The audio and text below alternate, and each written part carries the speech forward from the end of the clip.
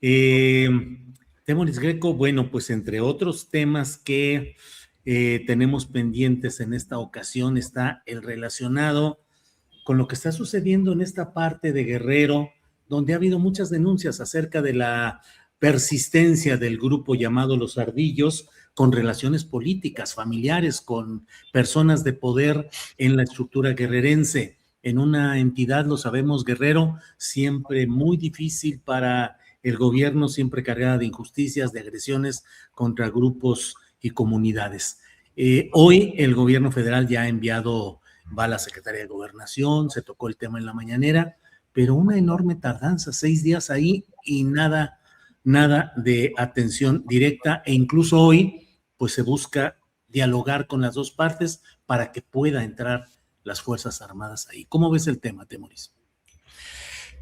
Bueno, primero ya me acordé de lo que iba a decir hace un rato sobre el discreto Esteban Moctezuma. O Ah, sea, porque, o sea, imagínate tan discreto. O sea, es de una familia con muchos hermanos y bastante destacada, ¿no?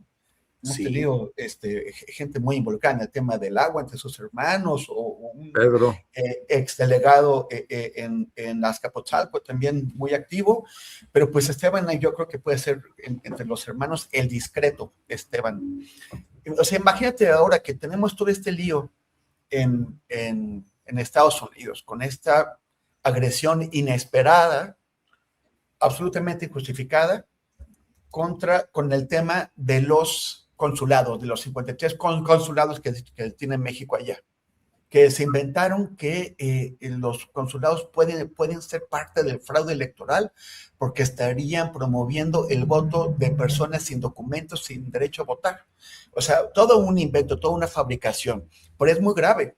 Es muy grave porque no solamente es parte de la ofensiva general contra el país, sino que si nos cierran uno o varios consulados, eso significa que migrantes mexicanas y mexicanos que están ahora mismo más en riesgo que nunca con la persecución contra migrantes del ICE, pues van a quedar expuestos, o sea, sin la protección que les brindan esos consulados. ¿Y dónde está la Embajada de México?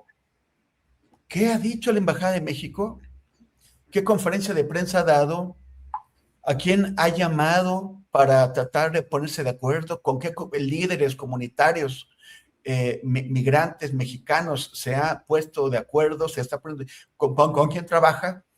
¿Qué estrategia va a seguir? No. Toda la respuesta se está dando desde la mañanera, ya ni siquiera desde Cancillería. Entonces, pues bueno, pues el discreto Esteban sigue cobrando, como lleva años cobrando, o sea, a este empleado de Ricardo Salinas Pliego lleva la 4T 7 años desde el 18, bueno, desde que lo nombraron secretario de Educación, pues pagándole la beca al señor. Yo digo, pues como, ¿por qué? ¿No? O sea, bueno, en fin, eso es sobre ese tema. Y ahora el tema Guerrero. Siempre Guerrero, fuera de la mira del gobierno federal para atender tantos problemas. Solamente cuando hay ahí una emergencia, entonces hay que llegar corriendo a atender, y ni así.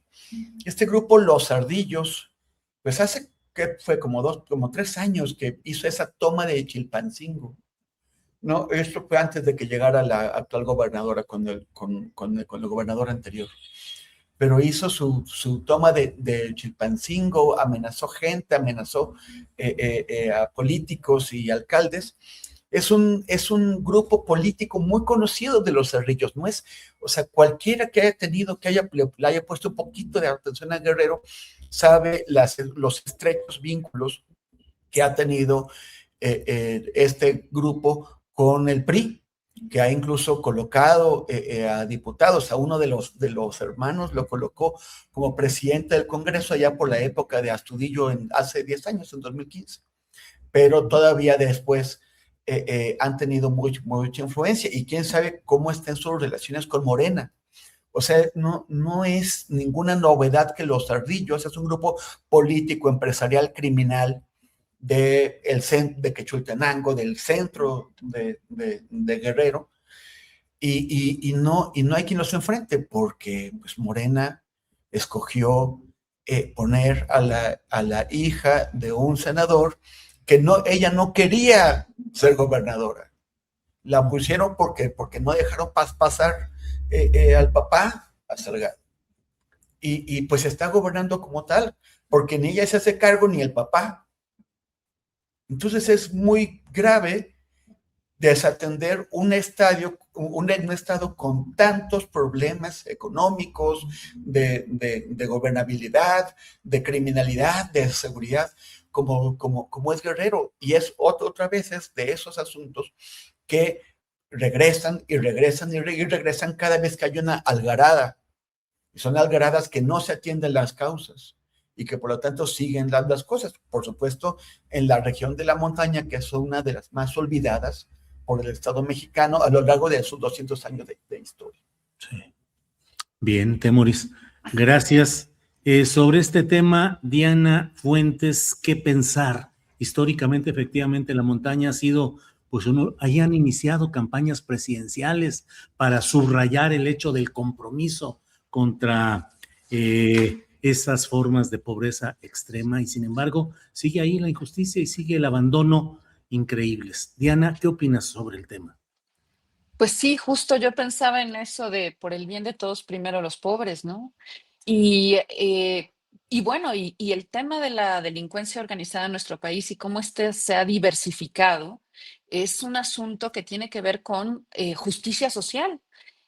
Podemos pensar, ¿no?, en las cifras pues, que son muy importantes sobre la reducción de la pobreza, y que eso evidentemente cambia la vida de muchísima gente en lo cotidiano y eso es muy significativo. Pero también hablemos entonces de esas familias que hoy están desplazadas y que han sido desplazadas por este tipo de violencia que se ha diversificado de manera importantísima. Es decir, yo leyendo un poco al respecto veía cómo este grupo en particular de los ardillos pues pasó de la producción de amapola, ¿no?, a estar relacionados también aparentemente con la minería, como ahora pues el pleito por los corredores, ¿no?, comerciales también de la droga y la extorsión y el control del territorio y cómo esto se ha ido diversificando y al mismo tiempo cómo muestra ese perenne abandono de ciertos sectores de la sociedad de nuestro país que efectivamente han sufrido históricamente una enorme marginación y que pues la revolución no termina por hacerles justicia, ¿no? Entonces, por el bien de todos, primero los pobres, pero eso pasa también por la dignidad de la vida cotidiana, por el reconocimiento del derecho que todas y cada uno de los mexicanos tenemos a vivir una vida en paz. Y esto siempre golpea a los sectores más vulnerables. Me parece que además como decía hace un momento Temoris, en este caso se tienen rastreados, se tienen documentados por el periodismo, pues el montón de vínculos que tienen también con la estructura política, los propios fundadores del grupo, ¿no? Algunos de ellos asociados al PRD en su momento. Y en un territorio que además tiene una enorme historia de lucha, ¿no? No es por nada que finalmente algunos pueblos y comunidades de la montaña decidieron en algún momento constituir policías comunitarias, bueno, pues ante la amenaza efectiva de lo que el crimen estaba empezando a hacer en esos territorios y cómo estaba empezando a vulnerar la vida de las comunidades. Entonces, me parece que ahí hay un tema que además se soslaya, ¿no? Es decir, en el profundo, en el innegable más bien apoyo que hay a la cuarta transformación, hay sectores también del obradorismo que deciden mirar hacia otro lugar, que deciden no ver eso porque no quieren ver falla alguna en lo que está sucediendo. Y entonces yo creo que se olvida eso de que por el bien de todos, primeros los pobres, ¿no? Y en este caso, los más vulnerables. Ahora es Guerrero, hace muy poco tiempo, hace unos meses estábamos hablando de Chiapas, y entonces eso nos habla de una realidad nacional que debería ser absolutamente prioritaria, creo yo, ¿no? Bien, Diana, gracias. Julio, si Sí, me permite, sí, nada más quiero corregir, tiene toda la razón, Diana. El vínculo de los hermanos Ortega es con el PRD, o era con el PRD, hay que actualizar eso, no con el PRI. Los rojos eran los que tenían las posiciones priistas, y los hermanos Ortega, Bernardo fue el que fue presidente del Congreso, y Celso, el hermano mayor, pues es el jefe del grupo. y están perfectamente ubicados desde hace muchísimos años. Gracias, Temoris. Arnoldo Cuellar, política y crimen organizado a nivel macro. Sinaloa, casos específicos como el que estamos hablando de Chilapa, ahí en la montaña. ¿Qué tanto el crimen organizado realmente condiciona la operación de instancias del Estado mexicano? Tu micro. Sí, lo apagué porque estaba acá sonando un teléfono. Mencionas los casos más extremos, pero yo creo que en muchos otros lugares está permeando ya una presencia de este tipo, donde los propios políticos están buscando el acercamiento con estos grupos para resolver el tema de los recursos para las campañas, que es el gran lastre que arrastramos, ¿no? El no legalizado uso de recursos que superan considerablemente los montos fantasiosos que establecen las leyes electorales y que tienen que provenir de algún lado, que bueno, pues ya no son ni siquiera suficientes los fondos de los contratos públicos, los moches, etcétera, el encarecimiento de la obra, sino que está esta otra vertiente que entrega a los políticos o se entregan ellos de manos atadas, ¿no? Pero yo creo que en el caso particular que estamos hablando de Guerrero, y ahorita menciono algo de Sinaloa que también es oportuno decir, es muy preocupante el comunicado oficial, el que tú citabas cuando empezaste esta ronda, en el sentido de que hay que como pedir permiso, como a fuerzas beligerantes equiparadas, para que el Estado pudiese intervenir como una especie de cascos azules de las Naciones Unidas a tratar de poner paz.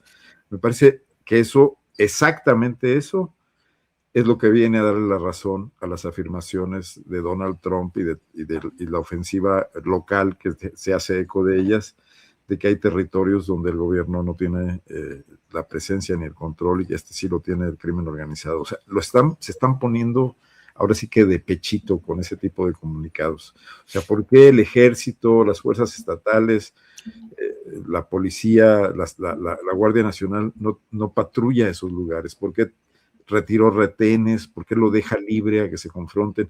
Y la criminalización que hacen de gentes que pueden ser víctimas, al también ponerlos como alternantes en el mismo nivel que los agresores, que pudiesen estar mucho más organizados y mejor armados, ¿no? Que las policías comunitarias, que sabemos que están en la precariedad.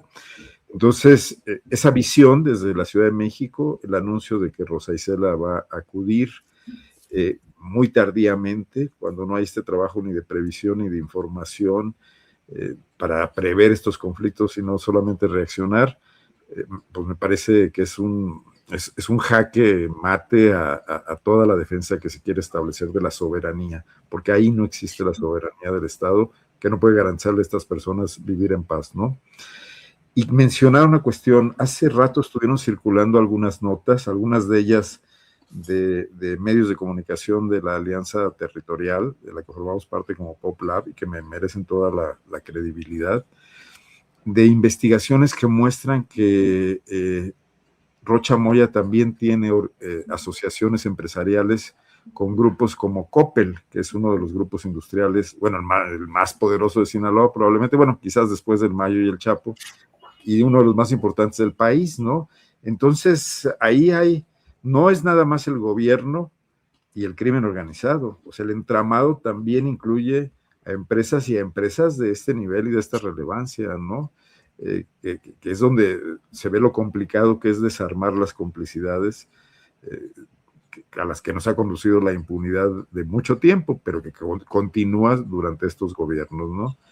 Y nada más mencionar que lo he dicho aquí otras veces, y yo creo que uno de los cambios muy necesarios en el gobierno de Claudia Sheinbaum es la Secretaría de Gobernación, que urge ahí mayor proactividad, una visión política de mayor profundidad y una presencia política permanente en los medios y en la política en general, frente a las cámaras, frente a los grupos de presión, que le quite presión a la propia presidenta, que convierte la mañanera en una oficina de aclaraciones públicas de toda clase de noticias frente a un gabinete replegado, ¿no?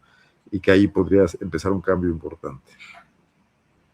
Bien, gracias, Arnoldo Cuellar. Pues el tiempo se ha ido venturosamente porque ha sido muy productivo todo lo que aquí